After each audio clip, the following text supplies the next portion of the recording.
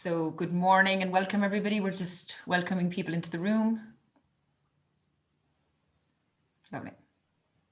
Brilliant. So Lisa, you can let me know when we're ready to start, as when people are here. Welcome everybody.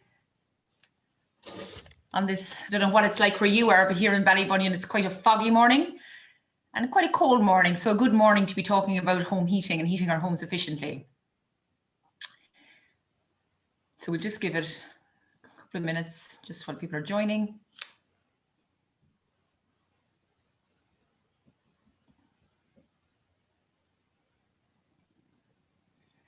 And maybe while we're just waiting for people to come to the webinar and get ourselves set up, if you have any questions that are burning, it might be a good idea to have a sheet of paper beside you before you start the old-fashioned way and jot down some questions that you might have, or maybe you have questions for friends or family about heating that people who can't be with us this morning. So I suppose I'll just start the introductions. My name is Lisa Fingleton. Also with us this morning is Lisa O'Flaherty, who's there behind the Moving On logo. So Lisa's our technical genius and she's looking after all that side of things this morning. And then we have Jerry Canaan, who's very welcome, and I'll introduce Jerry in a minute.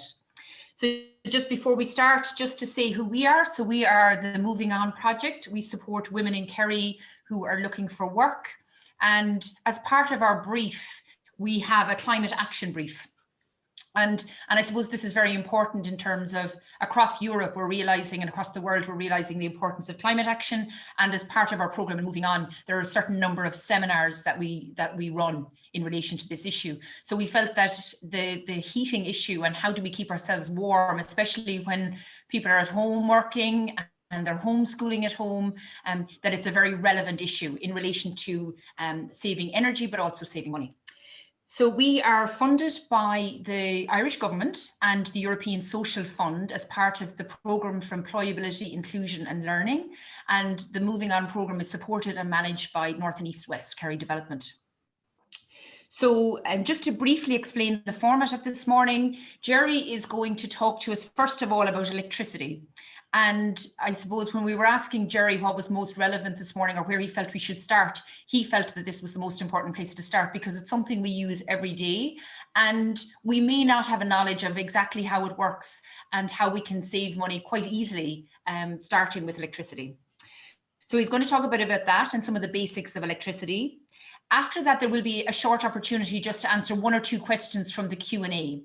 So at the bottom of your screen, there is a Q&A box, and if you want to type in a question or two there, Jerry will take a few questions at that break.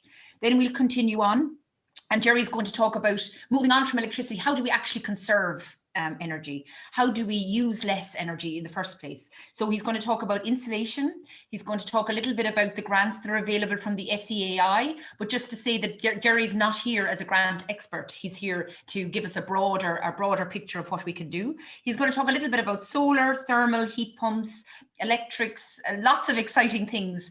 There's going to be a huge amount of information delivered this morning. So what we've decided to do is record the seminar so that you can come back to it afterwards and look at it in your leisure. I just want to acknowledge as well the very important work of KSEC, the Kerry Sustainable Energy Co-op. And they've been working for years on these issues around heating. And I just want to acknowledge the work that they've done and also the work that's going on all the time by Transition Kerry, another amazing group of people here in Kerry. So we're very lucky to have people that are at the forefront of this. Jerry himself is a board member of KSEC, but he's also the he's the owner, director and founder of Wind, Water, Solar Energy Systems, and that's since 1998. So that's 23 years of experience, and I'm sure he was probably interested in these issues long before he set up that company. So we're just very honored to have Jerry with us this morning. He has a huge wealth of information. Your questions may go well beyond the realm of what's possible this morning, but we're going to stop after 15 and 20 minutes to take some of the questions, and then we'll take some at the end as well. And forgive us if we don't get into the detail that you'd like on everything, but let's treat this as a really good, strong introductory morning. And if we need to come back again, we can. So without further ado, I'm going to pass you over to Jerry Canaan. And thank you all so much for coming. It's great to see the interest in the webinar this morning. Great, thank you, Lisa. I assume everybody hears me. I've never done this sort of talk before, sitting in a room in front of a screen, not getting any feedback. So I'm used to speaking in front of people, but this is kind of weird. Anyway, I'm assuming everybody can hear me. Lisa's smiling, so everything must be good. I came back on there to smile at you, Jerry. Okay, so look, we might as well get stuck in. As Lisa said, I'll just put up some slides here and I'll work my way through them. And it's kind of talking off the top of my head really after that. But anyway, we'll see how it goes. So here we will let's see what we can do. Fabulous. Okay, slideshow from the beginning. Okay. So yes, as Lisa said, I'm going to speak about electricity first. I mean, a lot of people don't give it a whole lot of thought. It's this kind of wonderful stuff that comes out of a socket on the wall and does all kinds of magical things.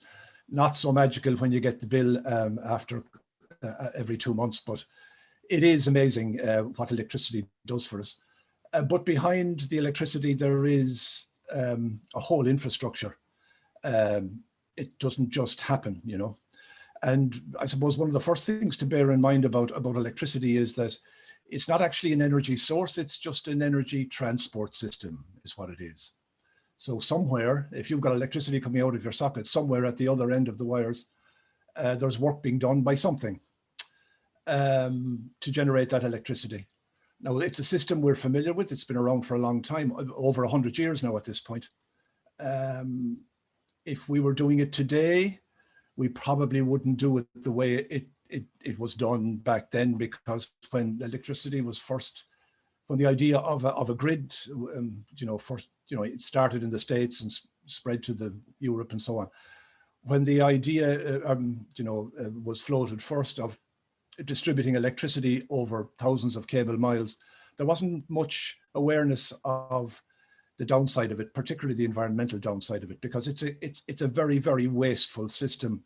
There's a certain amount of energy in the primary fuel, whatever it might be, coal, gas, oil, or whatever. And the amount of it that actually does anything useful is not great. In the case of thermally generated electricity, that's to say coal, oil, or gas, the efficiency is only about 40%. So 60% of the energy that's in the fuel actually is wasted. It doesn't do anything useful. It's lost in transmission, it's lost in energy transformations, transformers, and so on and so forth. So that's one thing to bear in mind. Now, as time has gone on and if people have become more aware of environmental issues, then obviously we started to look closer at how electricity is generated. And climate change, CO2 emissions. There's a huge CO2 footprint from worldwide, from electricity production. So there's a big move on to get away from, fossil fuels, get away from electricity production that produces CO2 and other noxious gases indeed. So we're at the point here in Ireland, as we all know, that wind is where we're, that's the way the system is going, is putting in lots of industrial wind to try and reduce the carbon footprint. And we're going in the right direction. I mean, I started out at this business, if you like, first. Money Point in County Clare was the power station up there was in full flight. And it was burning 9,000 tons of coal every 24 hours to generate about 900 megawatts. So it was the biggest power station in the country, but still 9,000 tons of coal is a lot of coal. It's a lot of CO2. It's a lot of nitrous oxides going up the chimneys. And since then, Money Point, well, it came to the end of its career anyway. These power stations don't last forever. So it's being slowly decommissioned. And at the moment, coal does not produce much of our electricity here anymore. That's an improvement. It's an extremely dirty fuel. But of course, we've replaced it with gas. And at the moment, actually, I'll show you that shortly. As we are all aware, I don't know where you are, but I think everywhere in the country is the same at the moment. We've hardly any wind. So the wind is not doing much at the moment. So we're very much just as we speak at the moment, reliant on gas to produce our electricity. So what's happening basically is we're burning gas, producing steam, turning steam turbines, generating electricity, and that's being sent down the cables and it's arriving out and doing all the stuff that it does. Right, well, the first thing I suppose to look at is what going to try to do here is just get you all a bit tuned in to your electricity and your electricity usage, bearing in mind, as I say, that there is a carbon footprint involved in every kilowatt hour of electricity that you use. There are CO2 emissions associated with that. So the less of it you use, the better. And apart from that anyway, your bills are going to be smaller.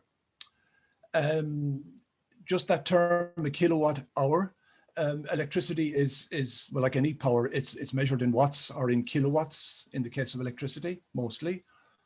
And if you switch something on, for instance, to put it that way, a 1 kilowatt load, let's say an old-fashioned bar heater or something like that, switch that on, leave it on for an hour, then you've used a kilowatt hour of electricity. And that's what we call a unit of electricity.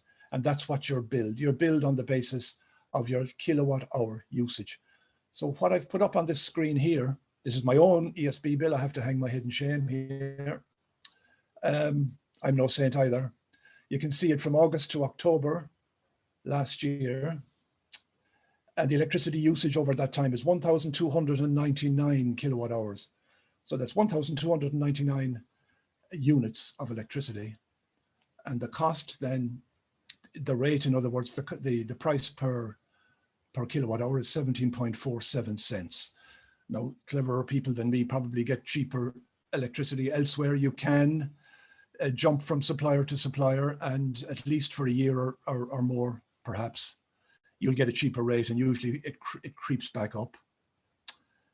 So I suppose it's anywhere between 15 and 17, 18 cents a unit is what we're paying for full rate electricity. That's to say during the day, or if you have a dual tariff meter, or you're on night rate electricity, you from midnight until 8 in the morning, you'll get electricity at half that price. Well, I mean, immediately that's something that's worth thinking about if you do want to reduce your electricity bill. You can apply for a dual tariff meter. It's just a case of an application. There's no big, there's nothing, there's no infrastructure needs to be changed or anything. Do they change the meter? I'm not even sure. But anyway, that's the ESB's issue. If you can apply for a dual tariff meter. Now, the standing charge is a bit more if you have a dual tariff. So you have to balance that out against what use are you going to make of the night rate electricity. If you have an EV, for instance, an electric car, it's an absolute no-brainer. If you're charging it at home, you plug it in, and most of these cars now have a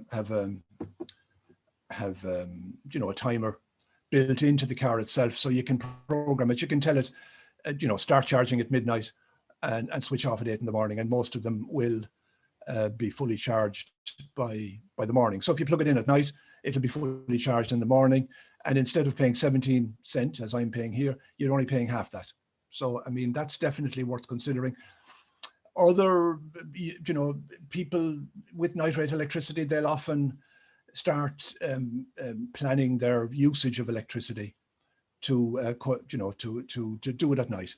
You can put timers on devices, for instance. I mean, your washing machine or your dryer, you don't really care when it happens. You put your clothes in, you switch the machine on, it does what it does.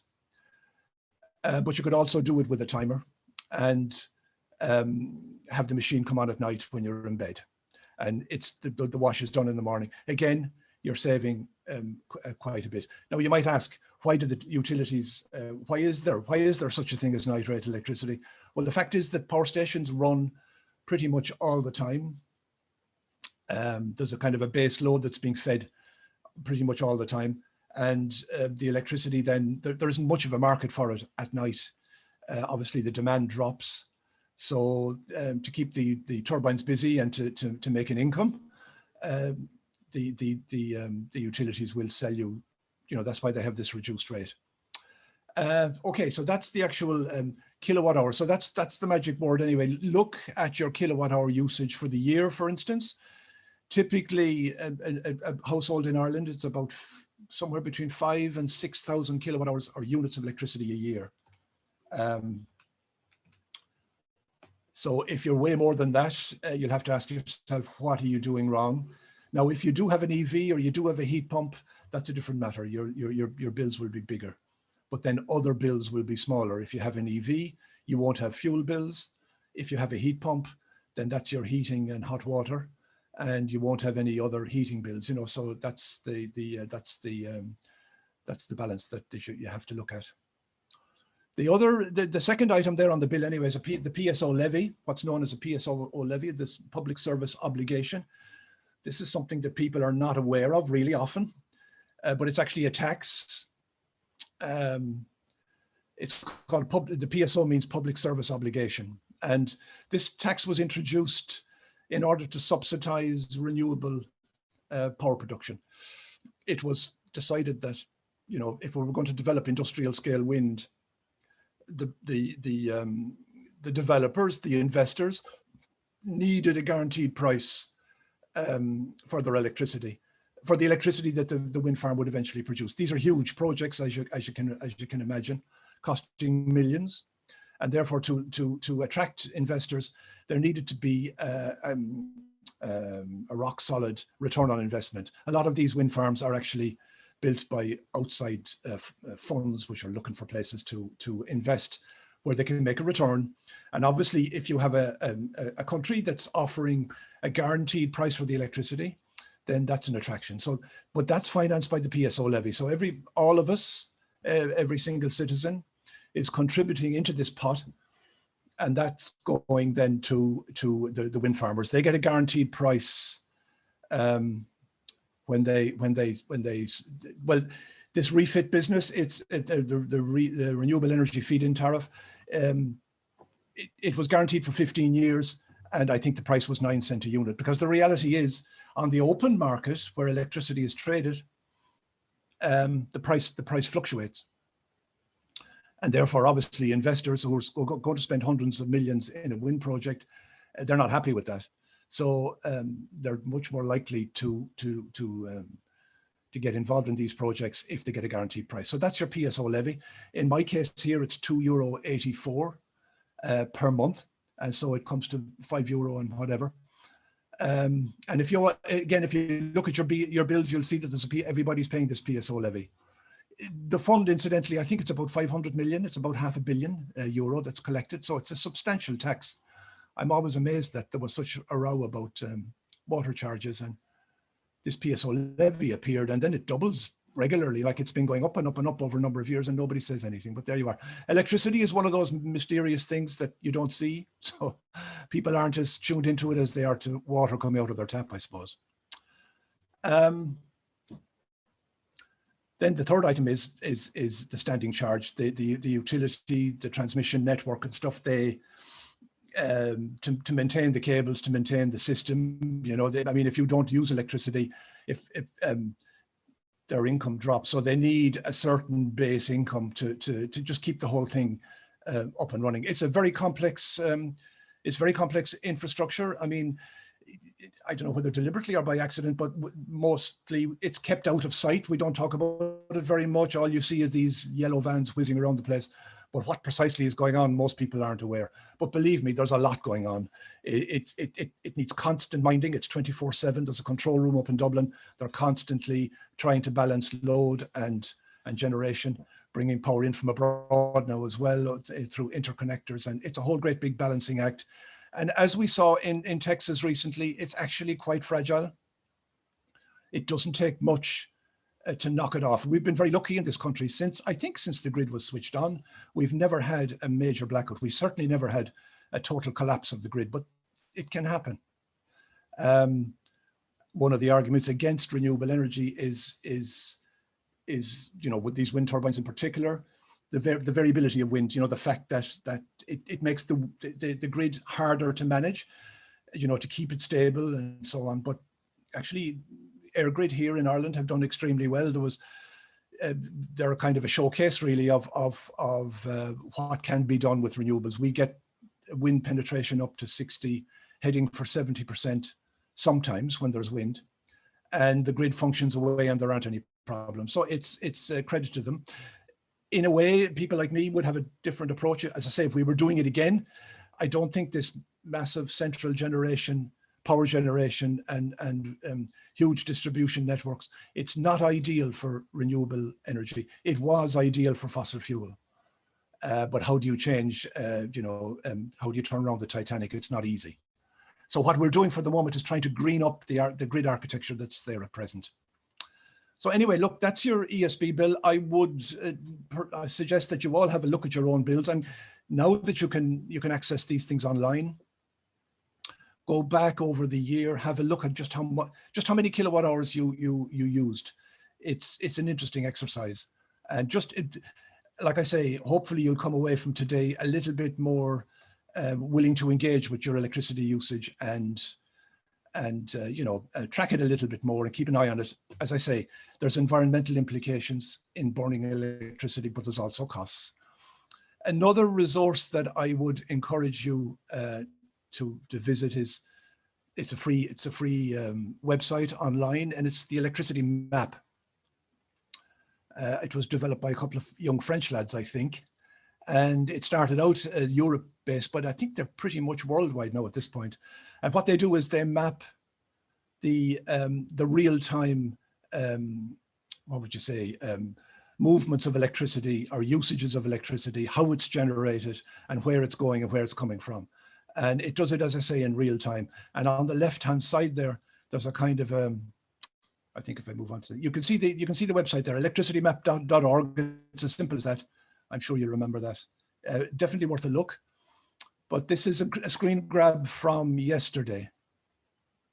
And if you look down along this side here, there's the good boys are all up at the top. And as you scroll down along, the bad boys are further towards the bottom. In other words, when I say good and bad, the colors change. As you can see, what's there at the moment is all green, green, green, because, Southwest Norway, Middle Norway, North Norway, Iceland.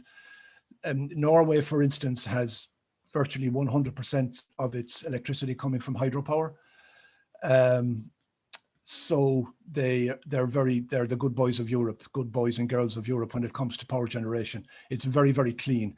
Iceland, likewise, has got lots of geothermal. They've got all the steam coming up out of the ground, and they just harness that and turn it into electricity. So, and then the Swedes, of course, and so on and so forth. Brazil, I see Brazil looking very good. Now, this is in real time. For instance, you could look at this tomorrow or the day after, and the colors would have changed, because it just happens that when I looked at this yesterday, this was the scenario. You can see the French are pretty good as well. They have, as you know, lots of nuclear power. Mostly all of their electricity, 60, 70% of it comes from nukes. There are no CO2 emissions from nuclear power. And it's held up as a CO2, there's no CO2 emissions from nuclear power.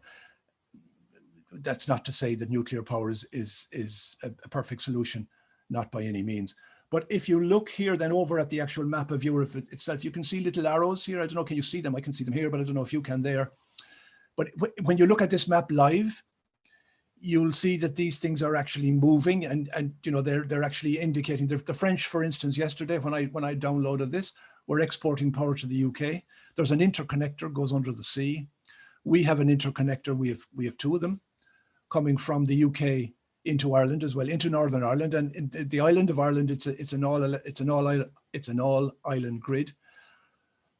So we do import power from the UK at times, and all the countries of Europe do similarly. The French yesterday were exporting to the Germans, exporting to wherever. The French tend to have loads of electricity because of their nukes. They do everything on electricity in France. Electricity is really cheap there. It's disgraceful, really, because they have lots of other resources that they don't bother with. But anyway, that's another story. We'll discuss that some other time. Now, if you pass the cursor over a particular country, this little screen this little thing pops up here, which shows you the carbon intensity how much of it of the generation is low carbon and how much of it is renewable. Now, you might wonder, what's the carbon intensity? This is the carbon intensity per kilowatt hour. So that just tells you how many grams of CO2 were released to the atmosphere for every kilowatt hour of electricity that was being generated. And obviously that changes with the generating mix. You know, the more wind there is, that figure will drop, and the less wind there is, that figure will rise. Now, back in, as I say, back in the day, just so that we don't get too hung up with all of this, back in the day when I started out talking about these things, Moneypoint was in full flight, and typically the carbon intensity of a kilowatt hour of electricity at that time was 900 grams, almost a kilo for every kilowatt hour. So if you burned, at that time, if you burned, as I say, 5,000 kilowatt hours a year, which is typical, then that's 5 tons of CO2 emitted into the atmosphere at that time. That has improved, but there is still a carbon footprint. The other resource then to look at, which is well worth a visit as well, is EirGrid themselves. EirGrid have a website which again shows real-time power generation every day, all the time. And you know, again, this is just a screen grab of the dashboard yesterday, but there's, as you can see, there's little icons down along the side here, so you can highlight any of these, what the demand is, what the generation is, how much wind generation, how much the interconnecting, how much we're getting from interconnection, etc. And so on and so forth. The CO2 then is down there at the bottom as well. So all that data is there. It's there every day. It's there 24/7. And just out of interest, you can have a look at those graphs. The demand and the wind generation, that's the demand yesterday was 5,954 megawatts of power was what the country was using, which is pretty high. That was, what was it, 80, just shall we say 6 o'clock yesterday evening, tea time we'll call it. You can see between midnight and 6 in the morning, there's a drop in demand. It was you know, down maybe three or less, 3,000 megawatts. And then obviously when people get up in the morning, switch on their toasters and do what we do, it rises, and then in the evening time lights go on and stuff and so on. So the demand increases. Now you can see the wind generation was pretty abysmal yesterday. 353 megawatts was what was being, now those megawatt figures, that's the instantaneous generation at the time that I was looking at it when I took the screen grab. That figure changes as well. So the demand changes and the wind power generation goes up and down as well, depending on what the wind is doing. Yesterday, it was doing very little. Bear in mind that, I don't know, is it 4,000 megawatts of installed wind power we have? So this, I suppose this neatly points to the limitations of wind on a grid system like we have, where there's no storage, where it's you know, you're using the power, you're using the power as you're generating it, and the thing has to be, it's a dynamic system that has to be kept upright at all times. So the wind obviously varies a lot. I mean, imagine there's 4,000 megawatts of capacity. So some days it's doing 4,000 megawatts, and then yesterday it was doing not a lot, 353 megawatts. Now the fuel mix, then it shows you what the fuel mix is. Again, this is a dynamic thing. It changes depending as power stations are brought on and off. These gas stations are often shut down quickly and brought on quickly to deal with peaks in demand. Coal, Moneypoint is still going, but it's much reduced. Its output is much reduced. It's actually on its way out.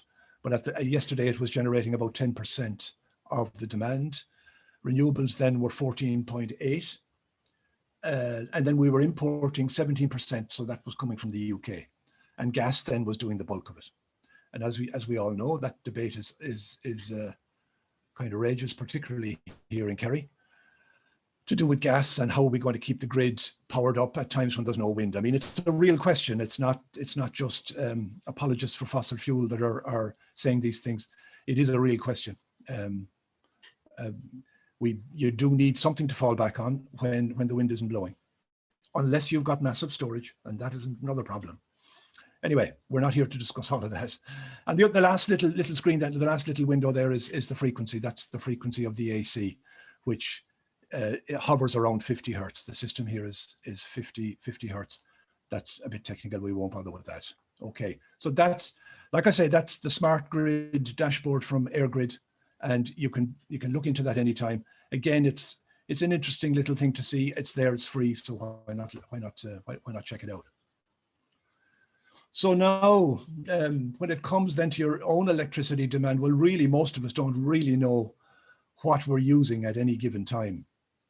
We just kind of switch stuff on willy-nilly and hope for the best, and kind of clench our teeth when we get the bill then at the end of this, whenever it comes. But there's stuff you can do to actually keep an eye on it, and this technology is very simple and very affordable and you know, very available. Really, it's something that we should all have, just so you get a handle on what your usage is. I particularly, you know, we know that certain loads we you know, everybody says, you know, don't leave on the immersion, the famous Des Bishop joke. Well, immersion heaters, anything that produces heat, electric kettles, toasters, electric dryers, anything that's producing heat is generally a heavy user of power. And you can see that if you look at the labels at the back or underneath or wherever, it'll tell you what the power rating is, so many watts. So I suppose that's one thing to think of when you're buying appliances, is to buy appliances which have an energy rating, because most of them do now. You know, in fact, they all have to have an energy rating. So the closer to an A+++ kind of thing that it is, the less power it'll use. But the other thing to think about as well is that, okay, you switch on an electric kettle, it might be as much as 3 kilowatts, but it's only on for 5 or 10 minutes. In other words, if you bear in mind the kilowatt, it's the kilowatts over time that clocks up the units of electricity. So you can make your cup of tea with a clear conscience. Don't fill the kettle with too much. Don't fill it to the top. If you're only there on your own making 1 cup of tea, just think a little bit about that, because the more water you put in, the more energy you're going to use. So obviously, bear that in mind a little bit. But the loads that are the real killers are the loads that are running all the time. What in a house you would call, or you'd call the base load. What is the base load when supposedly everything is switched off? That's the one that's stealing money out of your pockets all the time, because that's clocking up the kilowatt hours, because it's okay, it mightn't be a huge amount, but at the same time, it's there 24/7. And I mean, if you can do a very simple calculation, there's 24 hours in the day, there's 365 days in the year. So here's a bit of useless information for you. The number of hours in a year is 8,760. Well, if you have a 1 kilowatt load, for instance, that's running 24/7, so if you multiply that by 22 cents and divide it by 100, that'll cost you 1,227 euro in electricity. Just a 1 kilowatt load, if it's left on 24/7. Now, you're not going to leave 1 kilowatt loads on, but you'd be surprised. You could easily have half a kilowatt, which is half that amount of money, which is still 1,000 euro. If something is on all the time. Now, the kind of thing that's on all the time is obviously all those electronic gadgets, computers, all that stuff that we tend to just walk away from and forget about.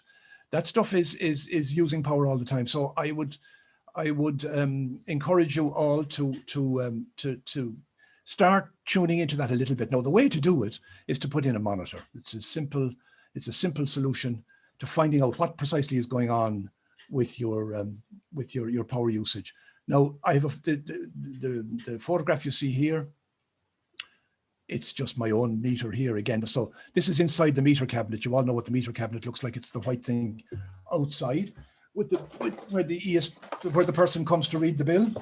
The meter is in there, and usually you'll see something like you see here, that that isolating switch. You see the cable coming from the meter, which is the brown, blue, and green at the top, and the 2 gray ones then are heading into to supply the loads. So what you need to do is fit an electricity monitor. Now, these things are available They're available, commonly available. You can buy them online, obviously. There's purchase.ie here in Kerry. He has a range of these monitors. I think he might be out of stock at the moment, so maybe a bit like flour and seeds, electricity monitors are scarce at the moment. There could be a lot of demand, I don't know. But anyway, I think he's out. I looked at his website yesterday. He's actually out of electricity monitors. But the good news is that KSEC, the Kerry Sustainable Energy Cooperative, that's one of the things we do is we supplied electricity monitors to the library in Tralee. And they're there for people to borrow them. You can borrow them for 3 weeks and fit them to your system. And that'll, at the very least, it'll give you a window into what exactly is going on, because over 3 weeks, it won't change that much. Now, it would be better if you had one permanently. But if you can't afford it, or if you just want to dip your toe in the water, then you can borrow it from the library. Now, the problem is, I presume the library is closed at the moment. So like lots of other things, it's a bit up in a heap. But those monitors are there to be borrowed at no cost. And I think there's a library exchange thing goes on. So no matter where you are in the county, if you tell them you want to borrow the electricity monitor, they'll get it down from Tralee and you can borrow it and you can fit it. There's a few different types. I'm not exactly sure. There are some that you just plug into the socket and plug the appliance in after it with a little readout. They're quite useful as well because they'll tell you what individual loads are drawing as you plug them in. But really the way to go is to have a permanent monitor. So fitting it is simple. You don't have to be an electrician. You can see the little white gadget there at the bottom. That's what they call a CT, a current transformer. And that's just clamped around either of the cables, either the phase or the neutral, the flow or the return. It doesn't matter which one, because what electricity is flowing in is likewise flowing out. So it doesn't matter which of the cables you clamp onto. Now, if it happens to be a single cable, that won't work. What they call a concentric cable, that won't work. You've got to isolate one, either the phase or the neutral. So, but somewhere in your fuse board, you will see the cables, single cables. It'll go from being a concentric to a single cable, and that's where you need to clamp. This is the CT here. I have one here as well. It's a simple little thing with a clip. I don't know if you can see it. You just open it up, put it around the cable, snap it shut, and end of story. No, it plugs into a monitor, or a transmitter, I should say. Yeah. Now there's the one you see in the photograph is it's called EcoEye.com. This one is an OWL. Some of you might be familiar with the OWL energy monitors. They're very common. They're probably the most popular. Now there's a little bit of jiggery pokery before you start to match the transmitter to the receiver, because inside your house you'll have something like this, yeah, which is basically the readout. Now I have one here beside me, which is actually functioning. This is, I don't know, can you see this? Yeah, okay. So this is from my own system here now at the moment. And as you can see the little kilowatts symbol there at the bottom.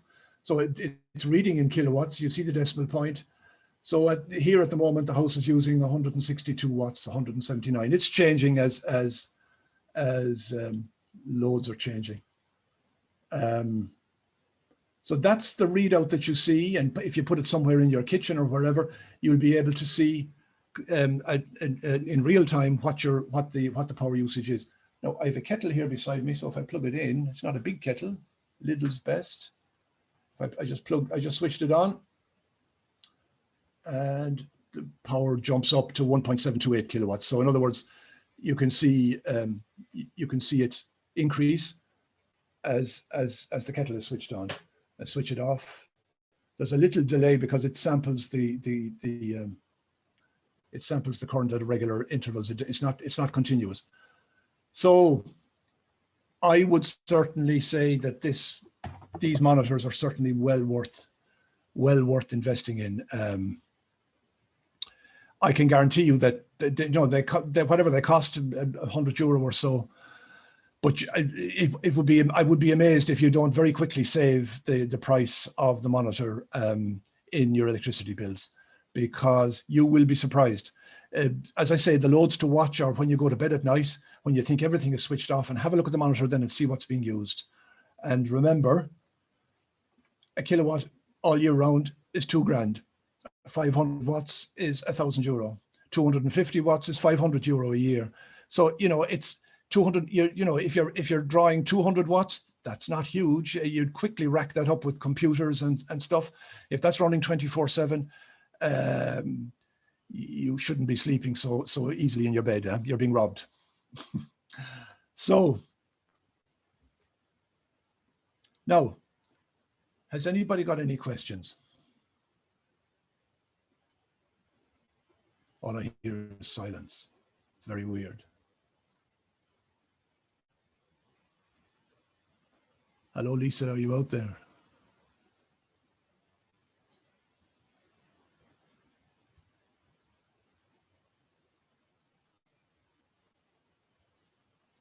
Okay, so now I have a message there from Lisa to buck up and keep moving. So that's very good. I'll do that. So you're muted there, Lisa. You're muted. I can't hear you. You're muted. No problem. Yeah. So Jerry, no, that's fantastic. No, I just wanted to send you a timer to let you know that we were. Yeah. So how would you go about setting up more renewable ways of creating your own energy? Actually, we'll probably be coming to that more, Colleen. Now exactly. Exactly. I'll do that straight away, Lisa. I'll move on to there. Yeah. So can I just ask you, Jerry? You know that whole thing of when you're showing your monitor there about 0.01 or what a point, the different energy, and then you're talking about watts. Yeah. So, and you're talking about 1 kilowatt load per year. How does that translate? Yes. So when you show that monitor and you're showing so much being used by your kettle, if somebody wants to work that out, are you saying multiply that by 22 cents an hour? Well, the thing is, actually, these monitors, I'm just showing you the one screen, but they actually, if you program them up to begin with, it'll actually tell you what, in money terms, what it's costing you as well.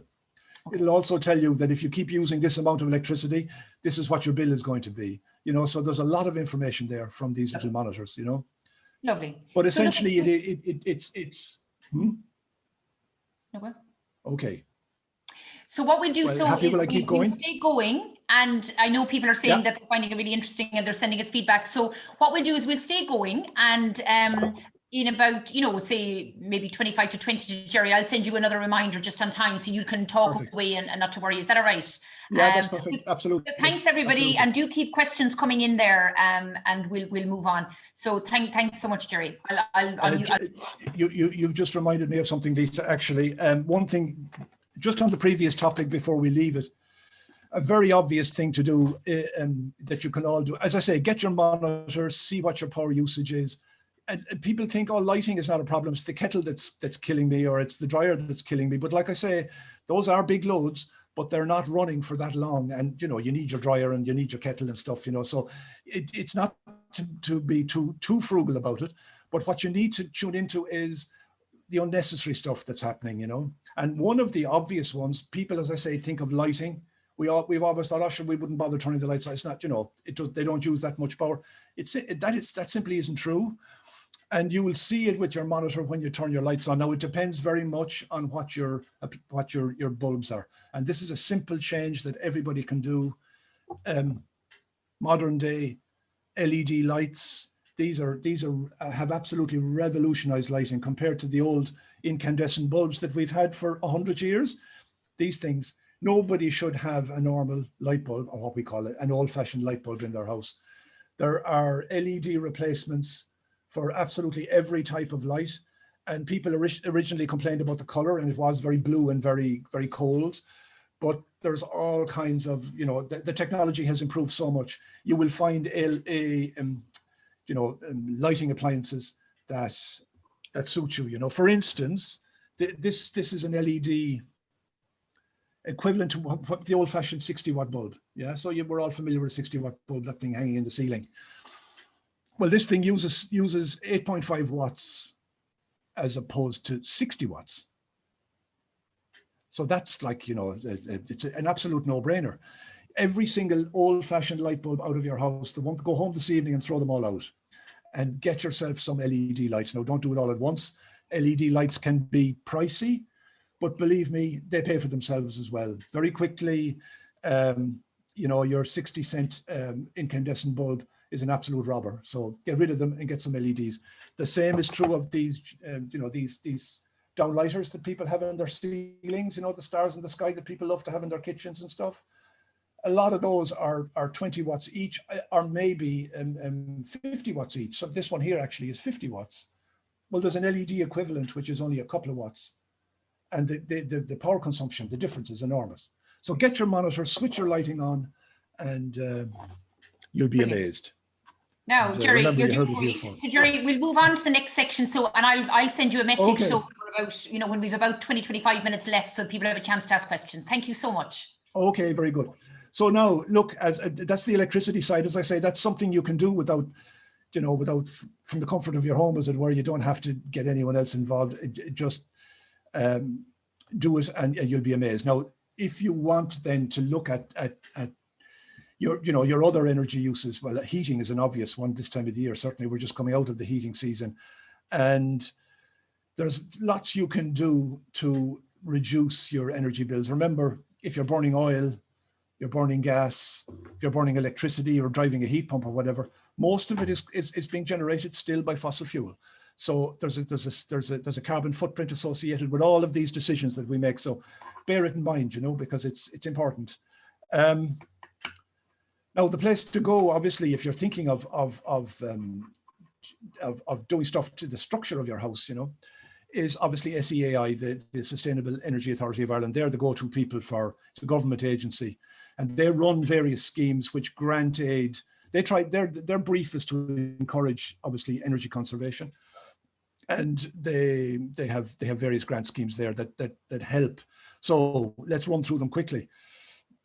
This is, again, is off their own website, so you can visit this yourselves at any stage. So essentially, just to sum it up, they have an insulation grant. That's the basic stuff: your attic insulation, your cavity insulation, external insulation. In other words, to improve the thermal performance of your house, to stop it losing heat out through the walls and up through the ceiling. A lot of homes are, you know, even relatively recent ones, even, you know, especially houses built during the boom, where we really took our eye off the ball. We have lots of regulations, building regulations, but nobody ever seems to police them. So there's a lot of houses way below standard, and they need to be brought up to standard. And again, it'll make a big difference. There are grants, as I say, available, so we can look quickly. Attic insulation is an obvious one. We all know what that is. You probably have insulation in your attic. If it's 10 years old, it's not functioning very well. It's all sagging and has shrunk and stuff. So the standard now is much higher. So they put in like a lot more insulation than they used to. So the more the merrier, really. And again, there's various, again, you'll see all of this on SEAI's website. You have attic insulation, cavity wall insulation, internal insulation or dry lining, you know, where they put plasterboard up with impregnated slabs with the polystyrene at the back. There's various grants for that, as you can see. And then there's the external insulation, that's the Rolls Royce, really. If you have a house, not all houses lend themselves to external insulation. You have to have an overhang of the roof and the eaves and so on, and changes to windows might have to be done, sills and all of that.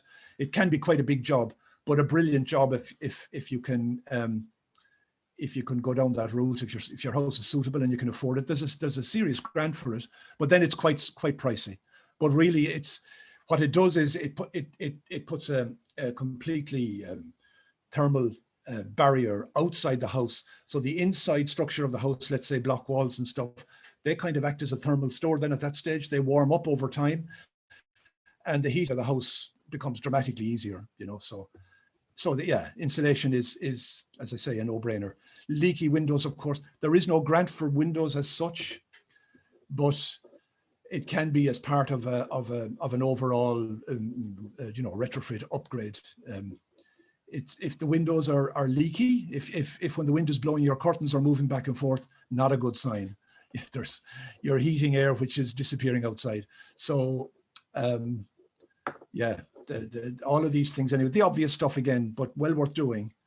The other one, I mean, the other thing you can think of doing is solar thermal. I mean, most of my work over the years would have been putting up simple solar thermal domestic hot water heating systems from solar panels. If you think about it, how are you heating your water? For most people during the winter, the boiler is running and the water so this hot water comes out of the taps. During the summer, you'll either run the boiler just to heat the water, or you'll switch on the famous immersion. But if you're dependent on the immersion, electricity per kilowatt hour is expensive compared to oil or gas. So if you're depending on mains electricity, full rate mains electricity to heat your domestic hot water, you're paying a lot. And a solar thermal will get rid of your hot water heating bills during the summertime. Again, there's grants for this to the tune of 1,200 quid. And there's various, you'll see it on their website. You know, if you do 3 upgrades, for instance, they'll increase the grant by 300 quid. And if you complete 4 upgrades, your grant value will be increased by an additional 100. So there's various incentives there to not just do solar water heating. And then there's like with everything to do with SCAI, it's a bit of a dose, the form filling and stuff. But usually, whoever the contractor is, and there are registered contractors on SCAI's website, whoever they are, they look after the form filling. Now, I should say that the registered installers and the various technologies, could be heat pumps, could be anything. They're on SCAI's website, but they themselves say it, and it is the case that to get on that list, all you need is a tax clearance certificate. It doesn't testify to your competence. Like there could be people on there, I don't know. But what I would say to you is, if you're thinking of getting some of this work done and you pick a contractor in your area, get some reference sites. You know, get to talk to customers that they've done work for already. That's the best. That's the best recommendation. I would say. Now there's solar electric as well. Of course, this is very much the new block, the new kid on the block. There's a lot of talk about solar PV panels, as they're known, photovoltaics. These generate electricity directly from sunlight or from light, different to solar thermal, which is producing heat. These generally are just interconnected with your grid through a thing called an inverter, basically a black box on the wall. And solar power comes into the inverter comes to life, produces power, AC, the same as the mains. And if you're using power in the house, your own power is used first. And if you use more than you're generating, the balance comes in from the grid. And if you're using less than you're generating, the balance is exported. That's how that works. It works completely seamlessly. There's no changeover switches. There's no blips, which are lights or nothing like that. It's just works seamlessly. There's heated argument or discussion, let's say, at the moment about a feed-in tariff. We don't have a feed-in tariff. I think ourselves and Malta are the only European countries who don't have a feed-in tariff. If you happen to export electricity, you're not going to get paid for it here at the moment. But having said that, your main ambition should be to use your locally generated power locally. And there are various gadgets to do that as well, which will prevent export. You know, the stuff you can add on, technology you can add on, it'll divert to heating water, it'll charge your car as well with excess electricity. That technology is there. Again, there's grants for that as well.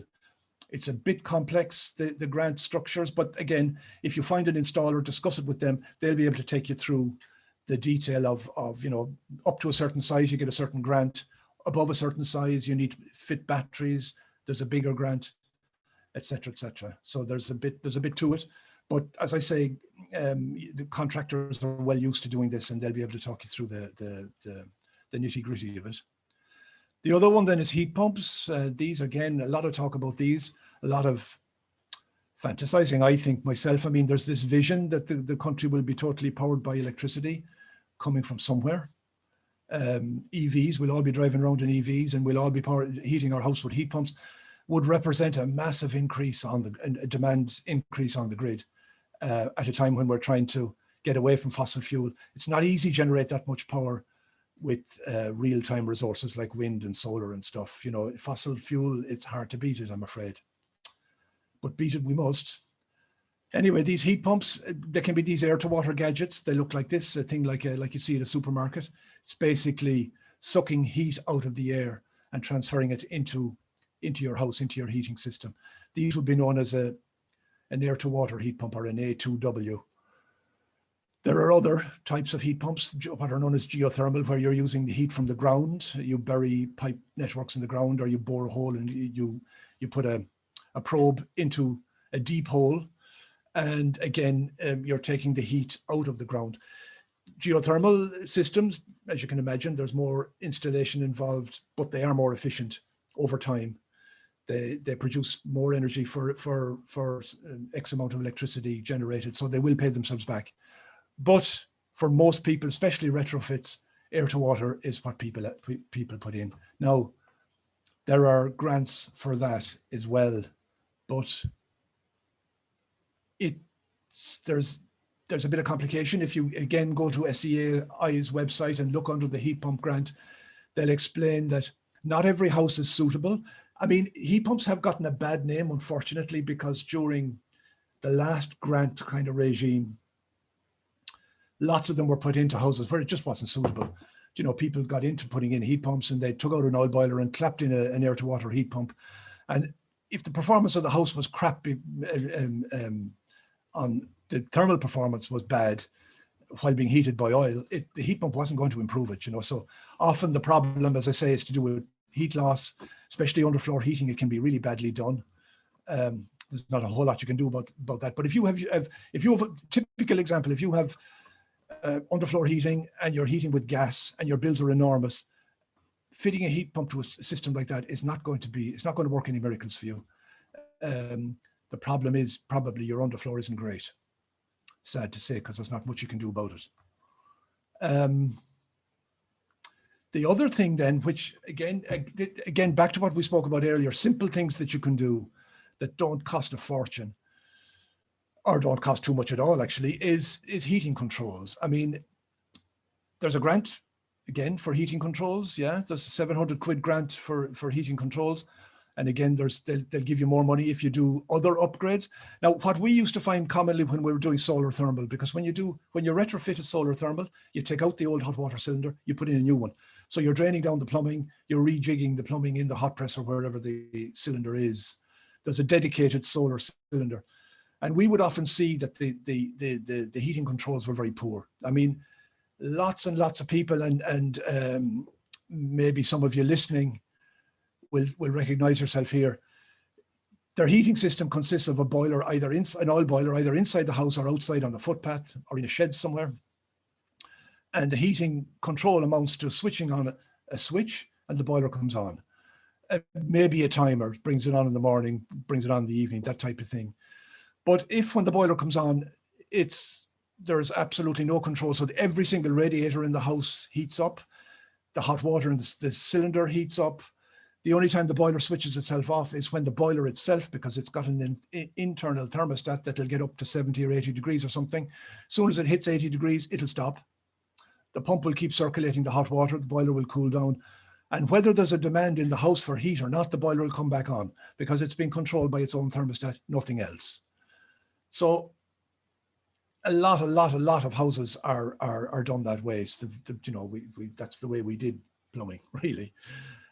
And it's just not good enough, because if you break the house up, and now existing houses, existing hydraulic arrangements and stuff don't always lend themselves to the changes that are needed, but often they do, or at least some. You can, for instance, zone the hot water. When you're changing the cylinder, you can put a motorized valve. And when the hot water gets hot enough, you have a sensor in the hot water tank, the boiler shuts down and it stops heating the water. It'll bring it up to whatever it needs to be, but no more. So that's a start, that's an improvement. And then you can break the house up into zones, perhaps, or obviously a new house, the building regulations require this anyway. So you've got usually a living area and a sleeping area. That's the way it's done. That's the minimum. You can have more zones, but you know, this clock that you're seeing here, it's a commonly used clock. Some of you might have one of them at home. It's got 3 zones. So you've got heating 1, heating 2, and water. So you have 2 heating zones and you have a hot water zone. And they can be set on to come on at certain times, or they can be boosted. You know, you come home unexpectedly, you need heat, you can hit the boost button and that section of the heating will come on. If you heat both boost buttons on both circuits, all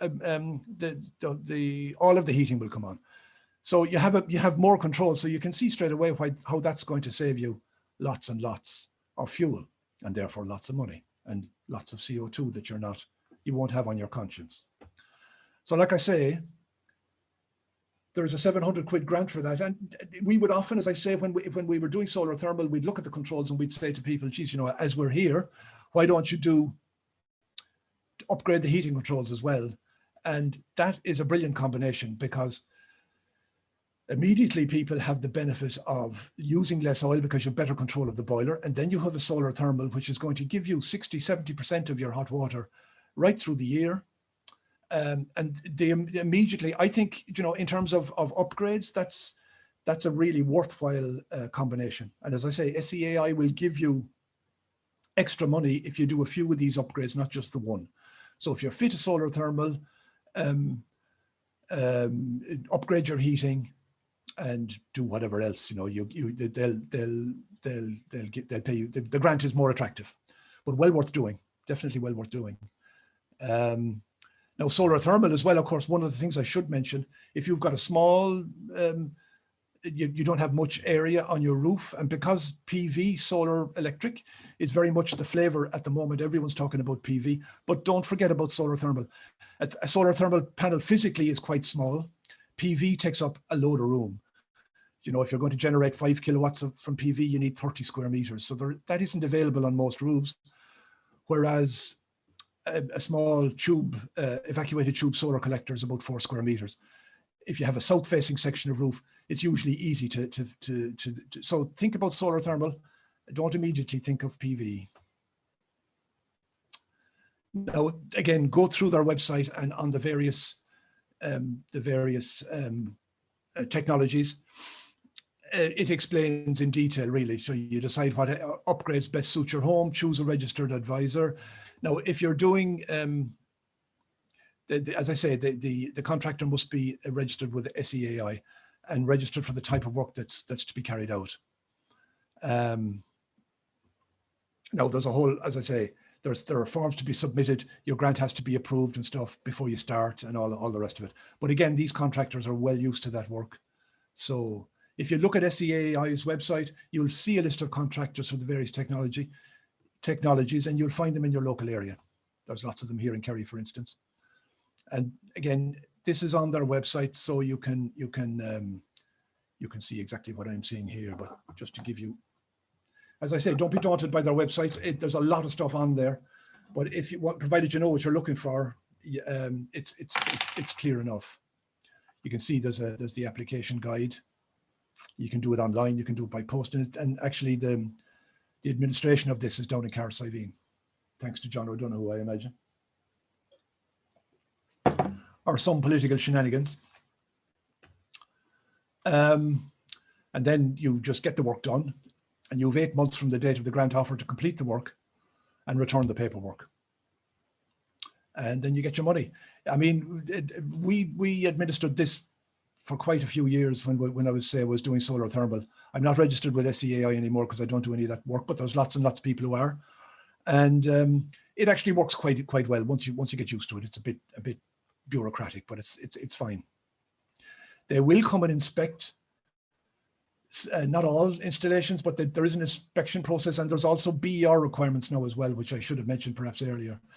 You know, again, the contractors are well aware of this. Your house will have to, after you do the work, it'll have to reach a certain BER standard, which is like an energy performance standard, to get, you know, in order to get the grant. So you'll have to have a BER done. So you get, as you see there, the third item there, you get a registered BER assessor to complete your post-works BER and publish your cert. Publish Your Cert means that there's an online portal that where all these BER certs are. It's kind of public. It's in the public domain. BERs are, like it or not, becoming more and more essential. Like if you're selling your house, it needs a BER. Obviously, the person buying it, if they see the BER as a D or an F, they'll know that the energy costs are going to be very high. So that'll obviously color their. It won't be so easy to sell your house.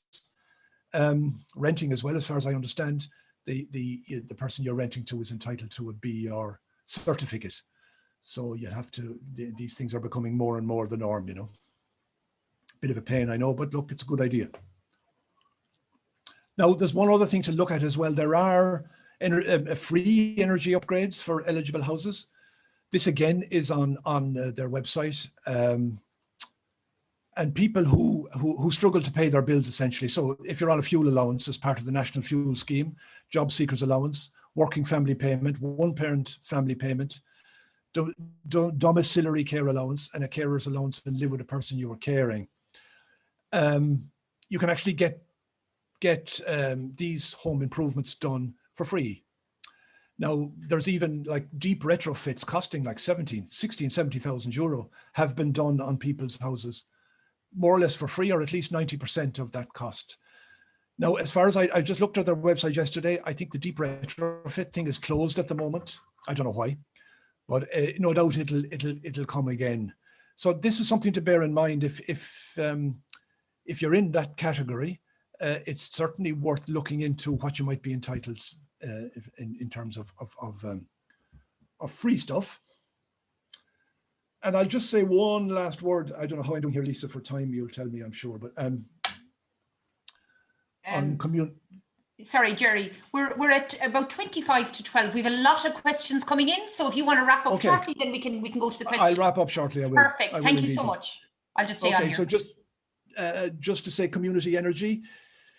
As I say, I'm part of KSEC, the Kerry Sustainable Energy Community Cooperative, and I would encourage any of you to become members, because it is a co-op, and the more members we have, the more clout we have when trying to influence decisions and stuff at government level and so on. So the more people who club together, the more credibility you have. I mean, I've been banging on about this stuff all my life, but as an individual, I realize you come across as a crank, especially if you're in early, if you realize too early on the error of the ways of the system or the people in power, you can come across as a complete crank.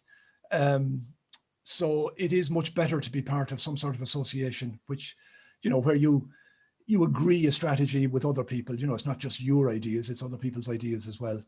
And we are a registered cooperative. So we're always looking for new members. You know, there's a 10 euro membership fee. And what we try to do is promote community energy projects. Now, there's a scheme that SEAI run as well called the Better Energy Communities, BEC, these BEC schemes. We ran one of those in Killorglin, I suppose it's 18 months ago now. And what those projects do, it's still on, the BEC is still going. Now, it's a bit complex. It has to be administered by a third party, usually an engineering firm of some sort. They group together several projects within a community. Then they usually look for a balance. It can be commercial, but also, you know, community buildings, can be nursing homes, it can be community centres. They try to have a balance between community and commercial. And you put in a proposal to SEAI, and if it's approved, now this is a nationwide call, you know, for this money every year. It's a lot of money, but then there's a lot of hands come out immediately, and there's a lot of projects are put forward. And a drawback of this whole system, that not everybody who applies gets in the door. There are always people disappointed, and that's a problem because there's a pile of work can go into it. But anyway, KSEC successfully ran one of these in Killorglin, and like there was 900,000, I think it was nearly €1 million worth of work done for various renewable energy projects and heating upgrades and all the things we've been talking about. So, I mean, that's how we make progress, and we're hoping to do more of that kind of work at the moment in Killorglin as well. There's what's known as an energy master plan is being drawn up.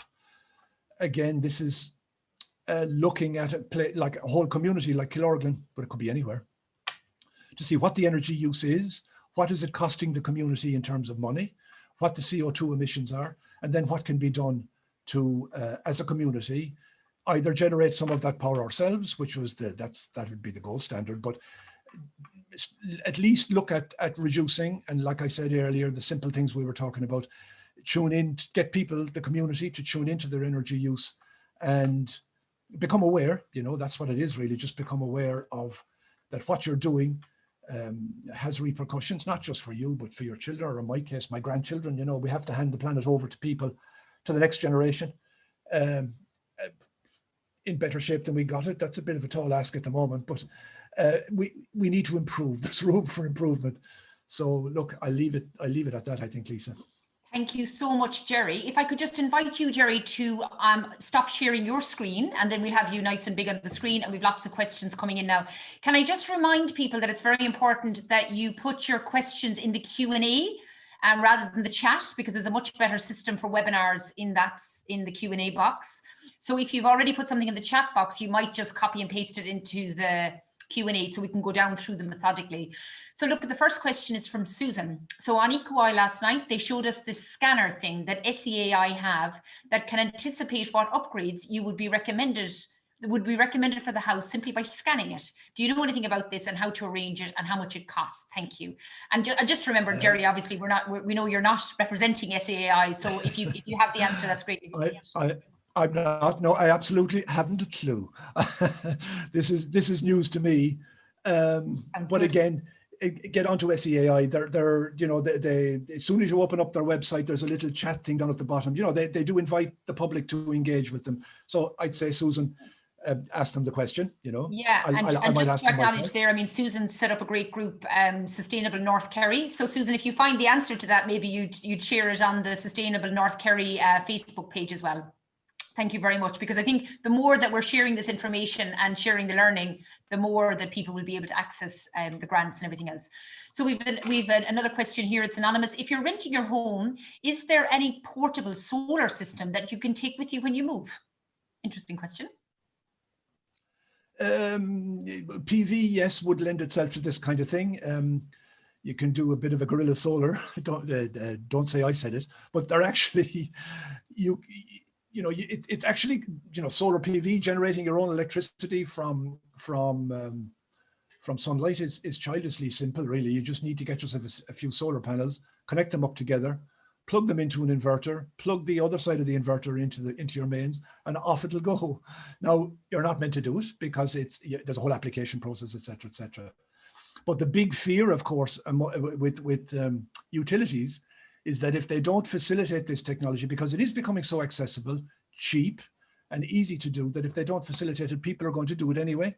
You actually will get a guerrilla solar movement, so, but there is no reason why you couldn't have a couple of solar panels. 2 PV panels will generate, 600 or 700 watts at this stage. The technology has moved to that now. It's not to be sneezed at, and a little inverter, and yeah. But it's got to be done safely. If you don't know anything about electrics, be careful. Yeah. And just to reiterate, in case anyone thinks we're advocating guerrilla electrics, we're not. No. Get a certified electrician to do the job. Absolutely. Because electricity is dangerous, obviously. Yeah. It is absolutely. It is absolutely. But as I say, the danger is that if the authorities hold people back too much on this, there's a built-up head of steam on this at the moment. People really want to do stuff, and there is that sense that the incumbents are slow to open the door, and if they do that too much, you will find there's going to be a bit of a revolt. But anyway. Yeah, and I think what's very interesting in terms of, I know you did your presentation deliberately to give us a background and to give us a European perspective on this, that when people start to become aware that, look at, the Nordic countries and how green they are and how they're producing their energy, like we are asking more and more the questions, why isn't Ireland further down the road with this? And as you said, people who have the expertise are getting frustrated and trying to do things themselves. But just in terms of what we're advocating a safe use of electricity with people who are qualified to do it. So Maura has a question. Should a stove be put in instead of an open fire, as there's talk of a levy and ban in the future? Thank you, Maura, for your question. Without a doubt, Maura, an open fire should be a complete no-no at this stage. And I would say that if you're burning fossil fuel, that's to say turf or coal, and move over to wood. And if at all possible, buy a dedicated wood burning stove. Actually, the regulations, it seems like there's talk of it anyway. They're floating this idea that only dedicated wood burning stoves, you know, in other words, your general purpose stove that'll burn multi-fuel stove with a wraparound boiler is not suitable for burning timber. You won't get good results from timber, from wood, if you burn it in a stove like that. So if you have a dedicated wood burning stove where what the wood needs to do is burn really hot and fast, it's got to be bone dry and burn it really fast, and that's when you get most energy out of it. And if there is a boiler in the thing, the boiler has to be on top in the flue gases. So I would say, yeah, if you have an open fire, without a doubt, put in a stove of some sort, you'll see a huge improvement. But I would say as well that just be careful a little bit, because maybe in a few years' time you'll be told to throw it out. Mm-hmm. You know, because it's just it won't meet the standards anymore. At one stage, we were selling you know, wood burning appliances from Austria, and the price dropped by half at one point from our suppliers, and we were so how come and because it was kit that no longer complied with the regulations in Austria. So because of the pollution and particles floating around in towns and stuff, the regulations were tightening all the time in Austria and Germany. So this stuff came on the market. It was okay in Ireland because we didn't have those regulations. Mm-hmm. Thanks for that, Jerry. And just to flag as well that KSEC do have a wood purchase scheme, so you can buy wood that, you know, complies with the regulation, and you can order wood from KSEC. So that's a really good a good scheme as well that's running at the minute. And I suppose it's all about trying to be more sustainable and to be as good as we can be, given the constraints that we're in at the moment. None of us are perfect, but we're all trying to do our best. So another question here, Maura, per the zone heating controls, is it more efficient to boost water and heating zone at the same time versus heating and water separately? Do you follow that question? I do. I would have thought that if you need hot water, then just boost the hot water. No, the boiler, because the water might not be a big enough load for the boiler. It might cycle a bit more than it needs to. But if you don't need to heat the house, I'd just boost the hot water. And if it heat is what you need, then boost the heat, and leave the hot water. If the hot water is hot enough, there's no need to heat it anymore. But no, I would say heat the hot water on its own. Okay. So Anita has a question here. Having applied, I think this is, just correct me if I'm wrong, Anita, but I think I'm understanding. Having applied for the grant before my house was 6 months outside the, I'll read it as it is. Having applied grant before my house was 6 months outside the date 2006. Is there any way around this? Any other grants available? Sorry, Anita. I would have thought if it was 6 months outside the date, if that was 6 months ago, then there is, you see, with a lot of these SEAI grants, your house has to be a certain age. The argument goes that if it's younger than that, the building regulations were in place and it shouldn't need this remedial work. Now, that often turns out not to be the case, because the regulations were not actually complied with when the place was built. But I would have thought that if it's just a matter of waiting and apply again. Now I'm open to correction, but you know, okay. Thank once you for it's that. old enough, or perhaps the rule. I suppose what you're saying is the rule is that it's 2006. You can't change that. This is true. Yeah. I don't know. Argue the case with them, I'd say. Yeah, brilliant. So we have a question here from Karen. I bought my house in 2019 and plan was renovation 2020 !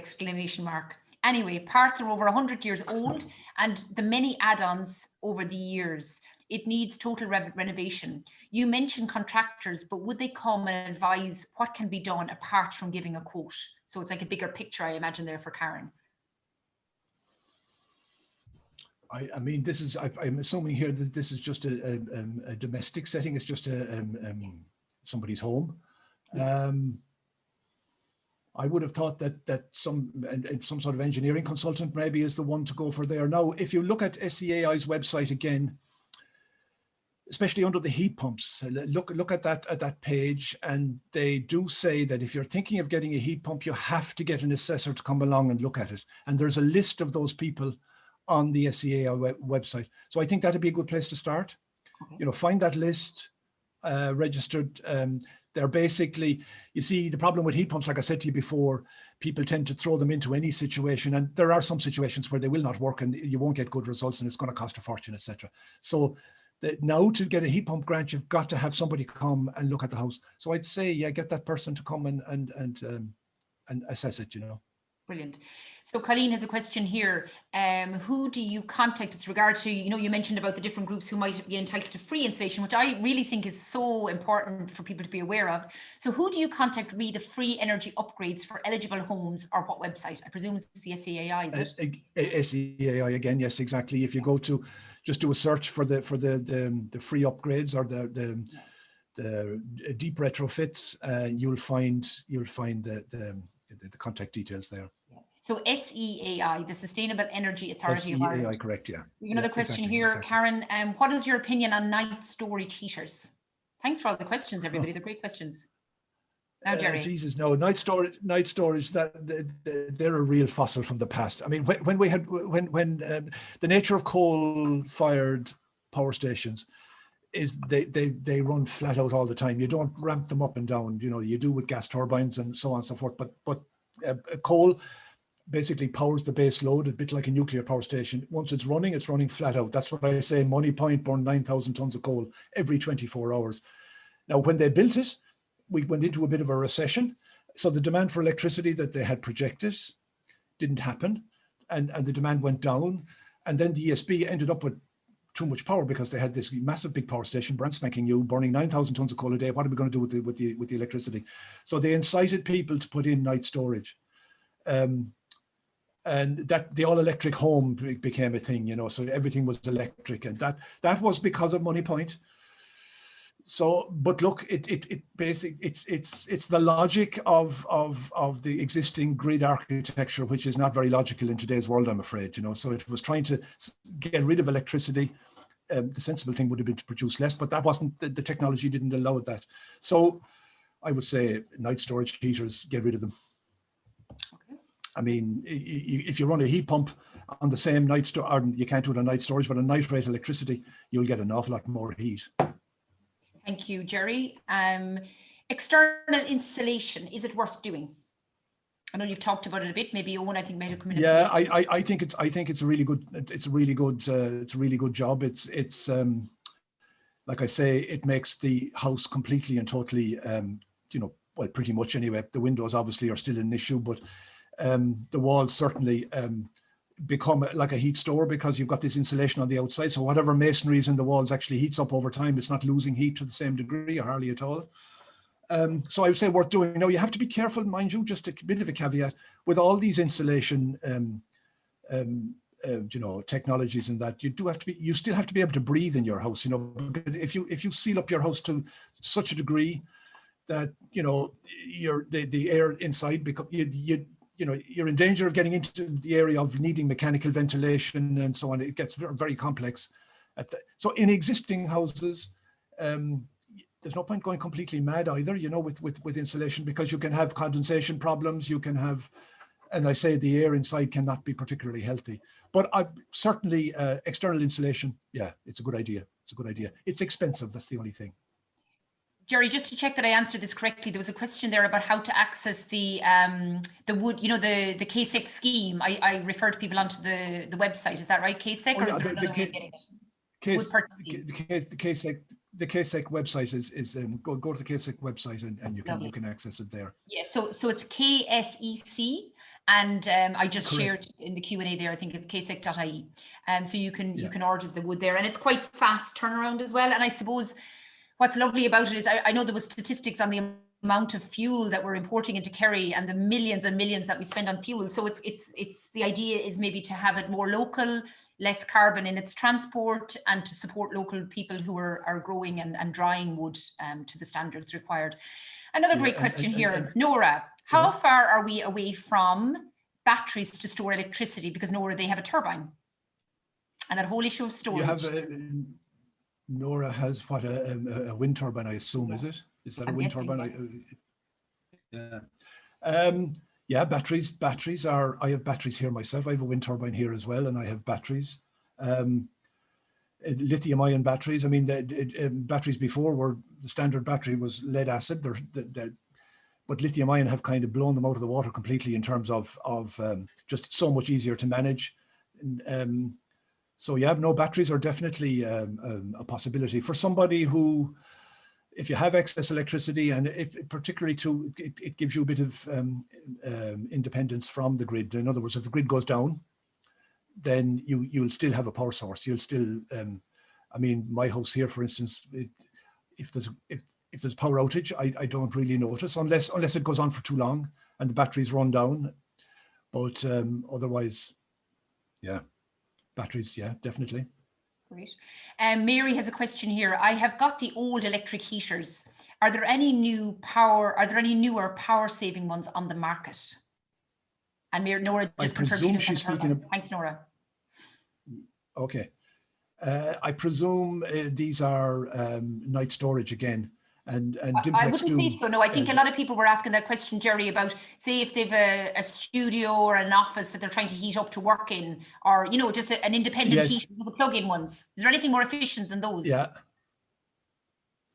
There's not a whole lot. I mean, any of them, all it is a resistance element that's using electricity and giving off heat.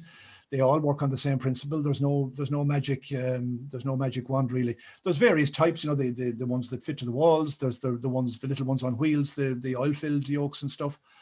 It's expensive. That's expensive heat. If you have to resort to that, it's expensive. Okay. But there's not much you can do. What you're saying is, if people are using an office, that the insulation in the office is the first place to start. And looking at a bigger system, there's no, without a shadow of a doubt, and perhaps a little wood burning stove. Then a tiny little thing will do the business. Okay. Okay. Is there, Anisha? Thank you for your question, Anisha. Is there a more environmentally friendly material to burn in a stove rather than wood? I would have said no. There isn't. Wood is about as good as it gets. The argument about wood is it's considered to be carbon neutral. That a tree, when the tree is growing, it takes up CO2, gives off oxygen, and when you burn the wood, it burns the CO2 it burns the oxygen that it emitted in the first place and gives off CO2. So the net effect on the environmental impact is zero. Now, that's leaving aside the chainsaw and where it came from. By the way, wood, a lot of the wood that you see in hardware stores and stuff, this stuff that's palleted and kiln dried, a lot of that is coming from Eastern Europe. So, I mean, if you think you're doing the planet a favor by buying that stuff, well, you're not, because it's coming, as a backload from some truck that goes out to Europe with something or other, comes back with a load of pallets of kiln dried ash from Estonia. Well, the carbon footprint of that is enormous. So I would say this is what we're trying to do with KSEC, get people to buy the wood locally, make sure that it's coming from a local source. There's so many benefits from that. You don't have the carbon footprint of dragging it halfway across Europe. And then it's the money is staying within the county. Whoever it is providing the wood is making a living. Yeah. So yeah, but if you have a dedicated wood burning stove, you dry your wood down to 20% if you can. I mean, in other words, you store the wood for a year before you burn it. We Irish aren't great at that stuff, but this is what they do on the continent, and that's the habits we have to develop. But yeah, I think that's about as good as it gets if you're going to burn a fuel. And I'm glad you mentioned about Estonia, because I suppose that's very much, when we talk about climate action and we talk about transition, it's about a just transition for everyone. It's not about us in Ireland using resources from another part of the planet. We often see workers in China, in different countries, who are in coal mines, or in Poland and different places, like that. We're all connected. And I think that's something that I think is really important to keep in mind, that there's no such thing as cheap fossil fuel. Somebody somewhere is paying the price. And, when we're talking about cutting down trees, we're not talking about cutting down the Amazon to produce beef. We're talking about having a sustainable system where we can keep the ecology in balance. Now, I'm going to take one more question from up the country, from West Coast, Galway, from Colleen. I like your question. It's a good one to finish on. We've got 2 minutes to go. Would you know of a County Galway equivalent to KSEC, or is it my only option to move to Kerry? It seems like a fabulous co-op. Of course, Kerry is the place to be, Colleen. Something in Galway. I know there's quite an active. Is this Claremorris? I think there's quite an active group in Claremorris, so that's a bit closer to you. It's not in Galway, but you're close. Other than that, I don't know. Again, sustainable energy communities, if you go to the SEAI website, you know, there's lots of these sustainable energy communities around the country. And I think there's a register of them all there, you know, so that'd be the place to look. You know, you'll find a group hopefully locally, and good luck with it. You can move to Kerry, you'd be fine too. Jerry Canan, I thanked him at the start and he said, I hope you'll be thanking me at the end. And I am thanking you at the end. That was an amazing morning. You're so generous in your sharing of your knowledge. And I think from the feedback there that we're getting, everyone really appreciated it. We will, somebody asked a question, will this be available? And we recorded it deliberately because we knew there was going to be a lot of information. So Lisa O'Flaherty, who's also online here under the Moving On logo there, Lisa is going to have this ready and we'll be posting this. We have a website, movingon.ie,